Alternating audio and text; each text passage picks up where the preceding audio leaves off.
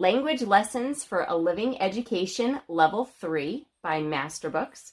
This is Charlotte Mason inspired. It has stories in it. It follows the story of two kids that are in a Sunday school class learning about the feasts in the Bible. And it also has some picture studies. It teaches grammar and spelling. And it comes with this other book too, 101 Favorite Stories from the Bible. So let's take a look inside. Time for a real page turner.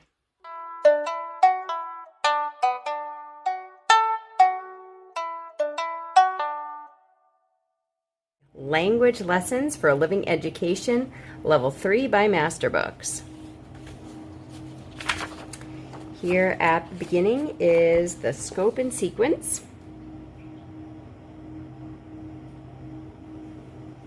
Covers many parts of speech.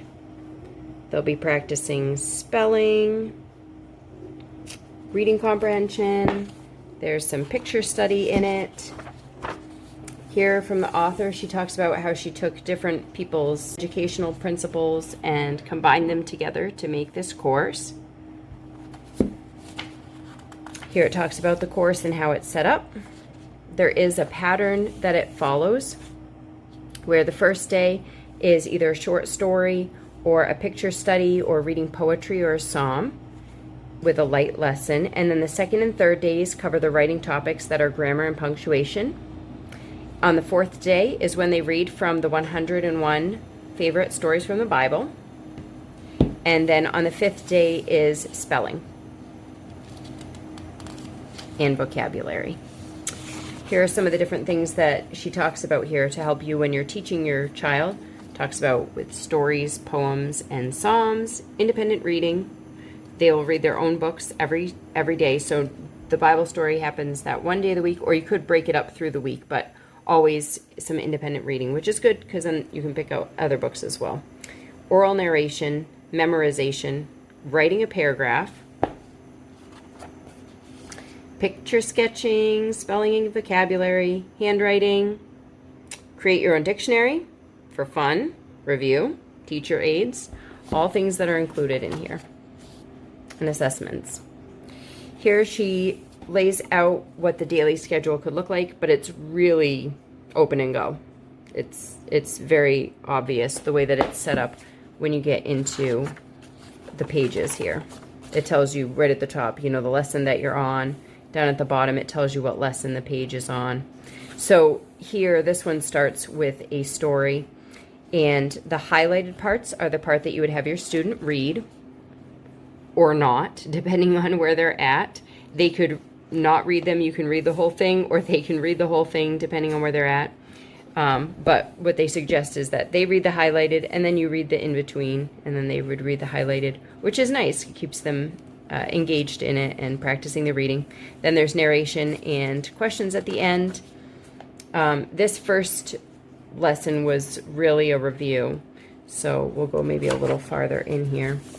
Here's one that has a picture study, so look at that. And then answer some questions at the bottom. Here it was story, so finish writing a story about that mouse on the other page. Those were all exercise 1. Then exercise 2, so this would in theory be for Tuesday. Here they're learning that grammar and commas on this side for day 3. So day 3 is these two. Then day 4 is always something from the favorite stories from the Bible. Here, so you can see inside here what this looks like. So the student would read this side. You go over some of the questions at the end. And again, wherever your student's at with reading, if you need to help them, or if they just do a paragraph and you do a paragraph, there's different ways to practice and make it fun. So then after they would read this, then they would go back to here, draw part of the picture or copy whatever amount they want from the book, and write the caption from the story, and then write the Bible verse up here, and they can memorize it as well. Then on day 5 is your spelling words for that week. Now, for me, doing the spelling on day 5 wasn't enough spelling practice, and I found a video from Anyday Blessings, and she had this printable that she offered for free and had a video where she explained how she did it with her students. And so each day you're doing different things to practice the spelling words. And it includes writing them out. It includes using the games that are included in the language lessons book and doing an activity, doing the dictionary pages, which are also included. And then day 5 would be when you would do this page, whatever they offer. So here it's writing these words in the boxes, and you can see, you know, that there's different shapes for the different types of letters.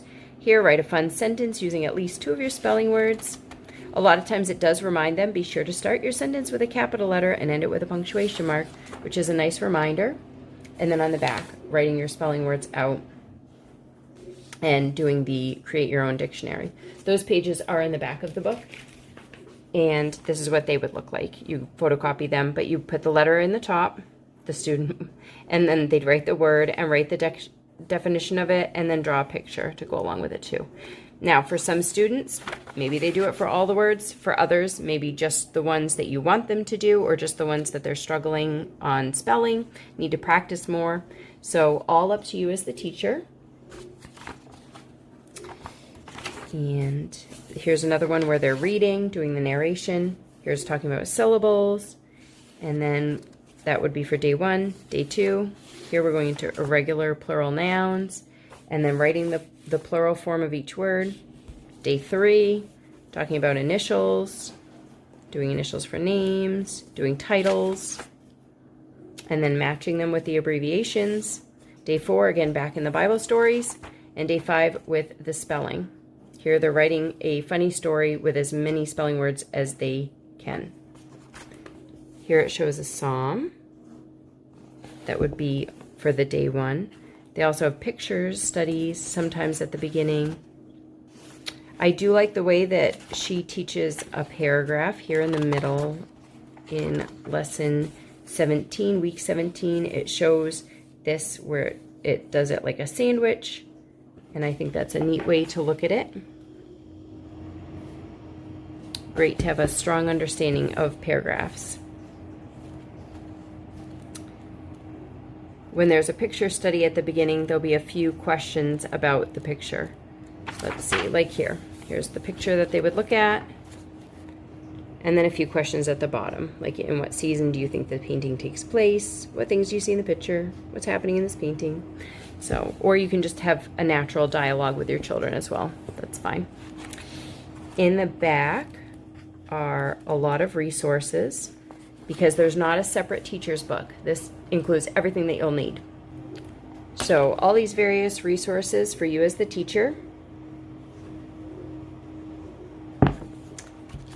There's assessment charts, how you could do that, and here to do it for each of the weeks and keeping track. Independent reading list for the things that they're reading, that's great to do, whether you use this or not.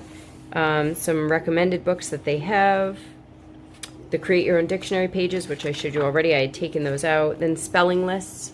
They do have these pages with spelling practice. They give ideas for different ways to practice spelling, and this is what you would use with that Anyday Blessings. Some of the activities would include what they have here. So you would pick one. You don't do all of them. You pick 1 or 2. She was talking about using too much brain space, learning a new activity instead of just learning what you're actually trying to learn. And then here can make a list of your spelling words. So they have it by lesson. And there's a review lesson where if there are ones that they need to practice again, you could use those there. Then there's some copy work things, different sentences that they could copy out if you want them to do that. And days of the week practice, months of the year practice, and what their abbreviations are, spelling ordinal numbers, and titles, and contractions, and calendars. Then here there's the grammar sheets where it goes over the different things that they've learned with their grammar. So if they need to review that, that can be helpful. There's quite a few pages that have that sort of information on them. And the answer keys at the back as well. So it'll tell you as you go through. There's also activities and games that are included in this back section, which I ripped out to use them separately, but it will tell you different ideas for remembering the things that you're doing. Games are great. They suggest you do, I think it was like 20 to 30 minutes per day, which between the games and then the book work and the independent reading, it could be about that. If you did just the book, I mean, that would be really short. So that's how it beefs it up, is all the additional things that you would do, which is good to not be just book work. For some kids, if that's your style. All right, well, real life is messy and beautiful and better with books. Thoughts and outlooks, and it's a language arts, obviously.